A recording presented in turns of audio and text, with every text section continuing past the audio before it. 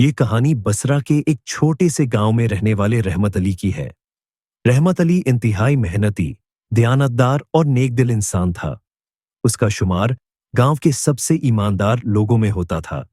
वह पेशे के लिहाज से किसान था और दिन रात मेहनत करके अपने 3 बेटों सलमान, कामरान और शाहिद की परवरिश करता था। रहमत अली ने अपने बच्चों की तरबियत पर खास तवज्जो दी। उन्हें सच्चाई, मेहनत और ईमानदारी का दर्स दिया। वह हमेशा दुआ करता कि या अल्लाह, मेरे बेटों को कामयाब कर, उन्हें नेक बना और उनके दिलों में रहम पैदा कर। लेकिन जिंदगी हमेशा एक जैसी नहीं रहती।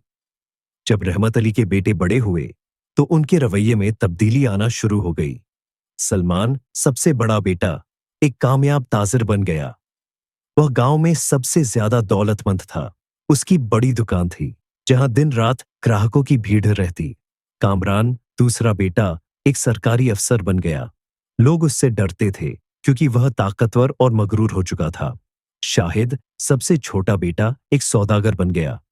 वह अय्याश और लापरवाह था। रहमत अली, जो बूढ़ा हो चुका था, ने अपनी सारी जमीन और दौलत बेटों के नाम कर दी, इस उम्मीद पर कि वह अब आराम कर सकेगा। लेकिन यह उसकी सबसे बड़ी गलती साबित हुई। एक दिन रहमत अली अपने बड़े बेटे सलमान के पास गया ताकि कुछ दिन उसके घर गुजार सके। सलमान अपनी दुकान पर था। जब उसने बूढ़े बाप को आते देखा तो उसका माथा ठनक गया। अब्बा, आप यहां क्यों आए हैं? मैं बहुत मसरूफ हूं, सलमान ने सख्त लहजे में कहा। रहमत अली ने हल्की मुस्कुराहट के साथ कहा, बेटा, मैं तुम्हारे पास कुछ दिन रहने आया हूं। बुढ़ापा आ गया है, तुम्हारे साथ वक्त गुजारना चाहता हूं। लेकिन सलमान को यह बिल्कुल पसंद न आया। अब्बा, यह आपका घर नहीं है। मैं अपनी बीवी और बच्चों के साथ सुकून से रहना चाहता हूं। अगर आपको रहना है तो नौकरों के साथ रहे।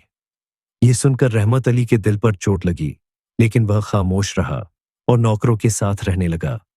कुछ दिनों बाद सलमान की बीवी ने साफ कह दिया, यह बूढ़ा यहां ज्यादा दिन नहीं रह सकता। घर में अजीब सा माहौल बन गया है। अगली सुबह सलमान ने अपने बाप से कहा, अब्बा, आप मेरे छोटे भाई कामरान के पास चले जाइए। वहां आपका बेहतर ख्याल रखा जाएगा।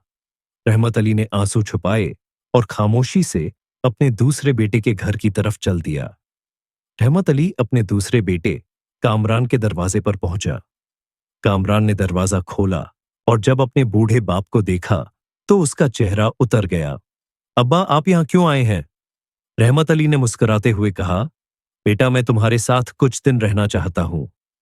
लेकिन कामरान, जो एक सरकारी अफसर था, लेकिन उसको यह कबूल नहीं था। अब मैं एक मशहूर आदमी हूं। अगर लोग देखेंगे कि मैं एक फकीर के साथ रह रहा हूं तो मेरी इज्जत खराब हो जाएगी।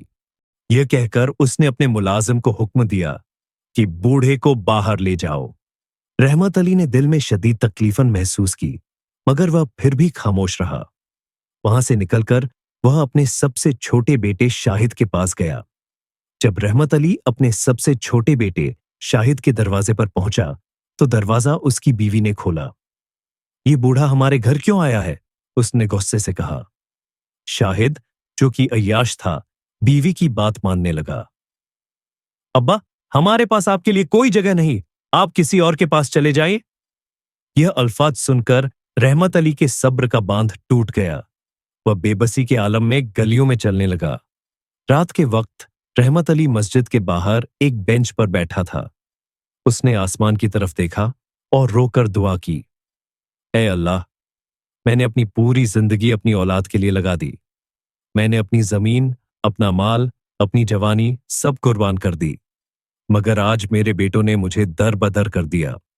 उसने हाथ उठाए और कहा, या अल्लाह, अगर मेरी दुआओं का असर है तो मेरे जालिम बेटों को वही बदला दे जो उन्होंने मेरे साथ किया। ये अल्फाज रात के अंधेरे में गूंजने लगे। कुछ दिनों बाद सलमान की दुकान में आग लग गई और वह फकीर बन गया। कामरान पर रिश्वत का इल्जाम लगा और उसे नौकरी से निकाल दिया गया। शाहिद कर्ज में डूब गया और उसकी बीवी ने भी उसे छोड़ दिया।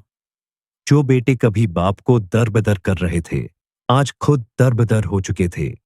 लेकिन यह कहानी यह खत्म नहीं होती। जब रहमत अली को कोई सहारा नहीं मिला तो वह एक यतीम खाने में जाकर रहने लगा। वहां साहिद नामी नौजवान ने उसकी खिदमत की। बाबा, मैं आपको अपना बाप मानता हूं। आप फिक्र न करें, मैं हमेशा आपका ख्याल रखूंगा। रहमत अली ने जाहिद के लिए दुआ की। बेटा, अल्लाह तुझे कामयाब करे और तेरे दिल में हमेशा रहम रखे।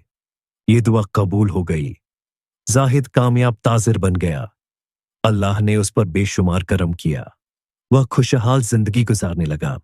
दूसरी तरफ सालिम बेटे मोहताज बन गए और बाप की बदुआ का असर अपनी आंखों से देख लिया। यह कहानी हमें 3 बड़े सबक देती है। एक, वालिदैन की इज्जत करने वाला कभी नाकाम नहीं होता। 2, वालिदैन की बदुआ इंसान की पूरी जिंदगी बर्बाद कर सकती है। 3, वालिदैन की खिदमत करने वाला हमेशा अल्लाह की रहमत में रहता है। अगर आपको यह सबक आमोज कहानी पसंद आई हो तो वीडियो को लाइक और सब्सक्राइब जरूर करें।